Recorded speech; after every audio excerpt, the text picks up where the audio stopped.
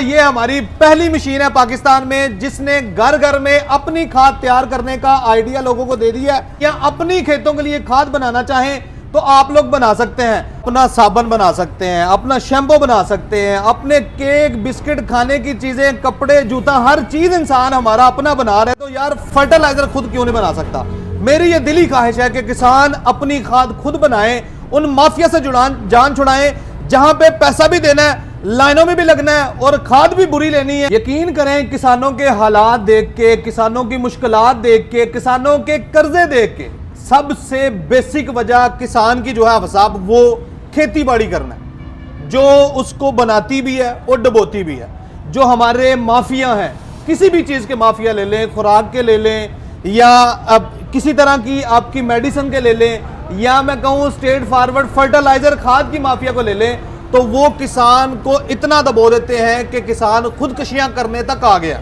किसान के खाद के खर्चे पूरे नहीं हो रहे। आपने वो बातें कर दी हैं, किसानों की दुखती रगों पे हाथ रख दिया है, दुखती रगों पे आपने किसानों के गम छेड़ दिए हैं, आंसू निकलवा दिए हैं। अब बताएं हल क्या है। सबसे पहले मैं अपने किसान दोस्तों को, किसान भाइयों को सलाम पेश करना चाहूँगा जो ज़िंदगी में बहुत ज़्यादा तगदू करते हैं और जो हमारा एग्रीकल्चरल कंट्री है जो कि पूरी दुनिया की ज़रूरत है और हमारे लोग हमारे किसानों के बगैर ज़िंदा भी नहीं रह सकते। आप आज हाल देखें कि सबसे ज़्यादा तकलीफ़ उन दोस्तों को, कहीं पे भी चले जाएं हमारे मुल्क में किसानों को पसमानदा से पसमानदा किए जा रहे हैं। उसकी वजह सबसे बेसिक वजह कि टेक्नोलॉजी से दूरी। अब किसान है पिछले 50-70 साल से वो खाद इस्तेमाल कर रहा है, यार उसको सोचने दिया ही नहीं गया कि ये बनती कैसे है, उसको इस पर वर्किंग ही नहीं करने दी कि खाद आखिर बनती कैसे है। हो सकता है कुछ दोस्तों ने कोशिश की हो, जिस तरह हमारा बड़ा ये रीत है पाकिस्तान की कि जब कोई बंदा एक्स्ट्रा ऑर्डिनरी पढ़ा लिखा होता है या एक्स्ट्रा ऑर्डिनरी टैलेंटेड होता है वो झटपट से उठाते हैं पाकिस्तान से बाहर। वो भी एक माफिया। हो सकता है कुछ ऐसे दोस्त हो जिन्होंने फर्टिलाइजर पे काम किया हो लेकिन नजर नहीं आ रहे, वो आपको कहीं पर नजर नहीं आएंगे।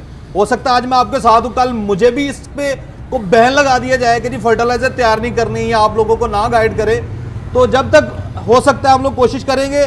बेसिक चीज इन मशीनों से पहले खुराक तैयार हो रही थी, जानवरों की, जानदार की, गोली वंडा, फीड, पौधों की खुराक भी अब इससे तैयार हो रही है। खाद आप इससे तैयार करना चाहें या किसी भी तरह के, रिसेंटली कोई दोस्त आए हैं उन्होंने इंसानों के खाने वाली चीजें इस मशीन से तैयार की हैं। रवाज है जिस तरह का भी चला लें। अब सबसे बेसिक चीज है हम लोग जो आज डिस्कस करेंगे वो है फर्टिलाइजर, खाद कैसे बननी। खाद को जो इंसानों ने पहले देखा हुआ है, किसानों ने पहले देखा हुआ है, वो गोल शेप में देखा हुआ है। उसकी कुछ रीजन होती है। खाद जो है जब वो छट्टा कराया जाता है खेत में, उसको गोल इसलिए रखा जाता है कि वो किसी तने के ऊपर, किसी पत्ते के ऊपर, किसी टहनी के ऊपर ठहरे ना, क्योंकि जहाँ पे वो ठहरेगी वहाँ पे वो डैमेज कर देगी पौधे। उसको हम लोग तैयारी कर रहे हैं। वो हम लोग जो सेटअप लगाया है इसका, कराची में कर्नल साहब है हमारे दोस्त, उनको हम लोगों ने ये सेटअप लगवाया है। जल्दी वो सेटअप भी आपसे मैं इंशाल्लाह शेयर करूंगा।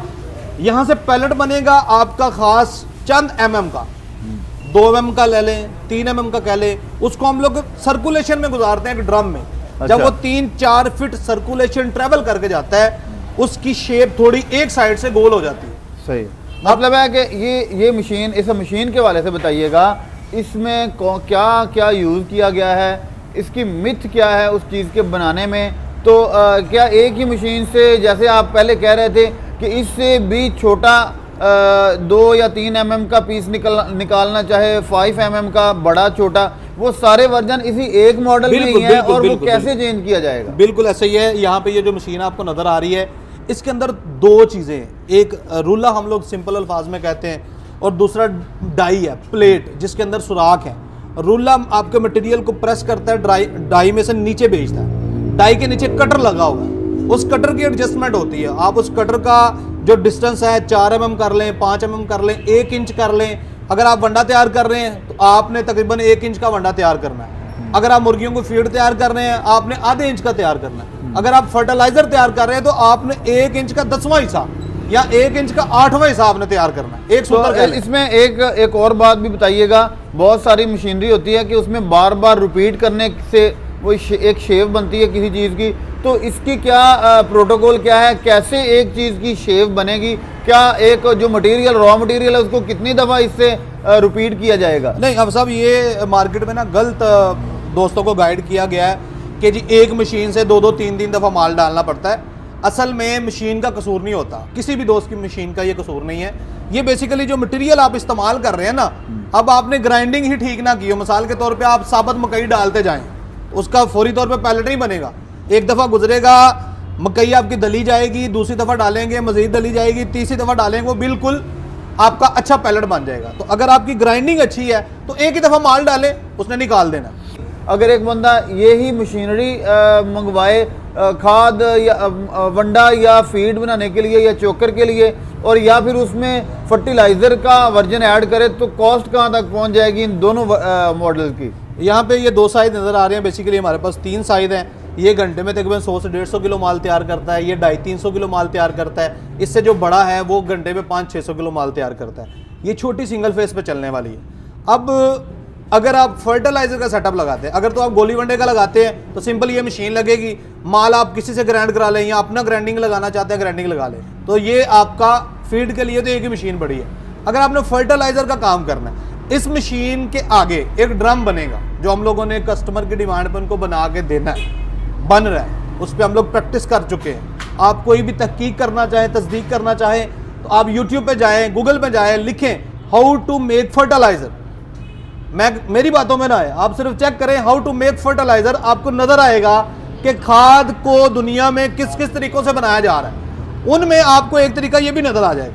मेरी बातों को छोड़ दे आप, ठीक है। अब कॉस्ट की आपने बात की है कि इस मशीन से कितने पैसे लग के आपका सेटअप लग सकता है। अगर आप बिल्कुल छोटा अपने घर का सेटअप या अपने मोहल्ले के लिए, अपने शहर के लिए लगाना चाहते हैं तो ये मशीन लगा लें।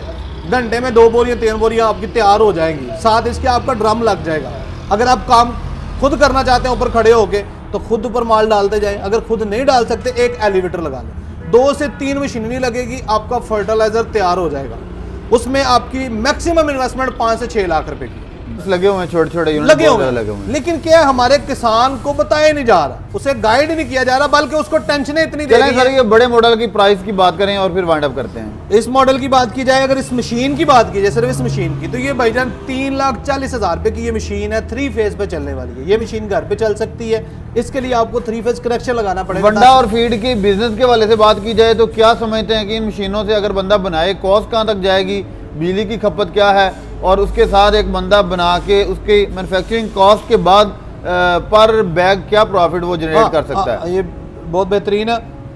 अगर डिटेल्स में जाएं तो काफ़ी लंबा हो जाएगा। मैं ओवरऑल आपको बता देता हूं कि एक वंडा जो आप मार्केट में से खरीद रहे हैं, उसके एवज आपको अगर खुद तैयार आप करते हैं तो 70% आपका कॉस्ट आ जाती है। जो चीज़ आपको 100 रुपये में मार्केट से मिलेगी, खुद तैयार करके वो आपको 70 रुपये में पड़ेगी, और अच्छी क्वालिटी की। मार्केट में क्वालिटी का इबहम है कि पता नहीं कैसी है, क्या होगा, कब की है, कंपनीज के नाम से कब की है, दोबारा पैक की गई है या क्या सीन है। यहाँ पे ताज़ा होगी। 70% पे अच्छी क्वालिटी का वंडा आप गोश्त वाला तैयार करना चाहें, आप दूध वाला, और ये सारी फॉर्मुलेशन हमारे पास है, दोस्तों से हम शेयर करेंगे।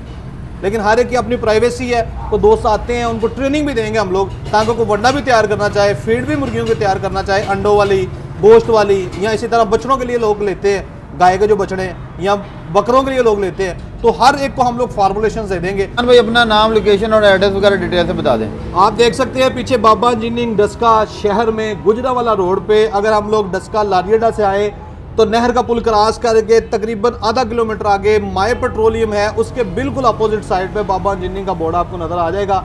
आसानी के लिए बिल्कुल साथ सर्विस स्टेशन है, साथ एक चिकन शॉप है, इसी तरह मुख्तलिफ शॉप्स हैं साथ। जिशान भाई अपना नंबर शेयर कीजिएगा। नंबर है जी मेरा 0348718631 0348 7186 631। बहुत शुक्रिया जिशान भाई जी। विवाद अगर आप वनडे का कारोबार करना चाहते हैं, फीड पैलेट वगैरह बनाना चाहते हैं, या फर्टिलाइजर के बारे में जानकारी चाहते हैं, और भाई से डिस्कस कर सकते हैं। नंबर आपके सामने है। अपना और अपने इस चैनल का ख्याल रखिएगा। मिलेंगे नई वीडियो में दोबारा, तब तक के लिए दीजिए अल्लाह हाफिज़।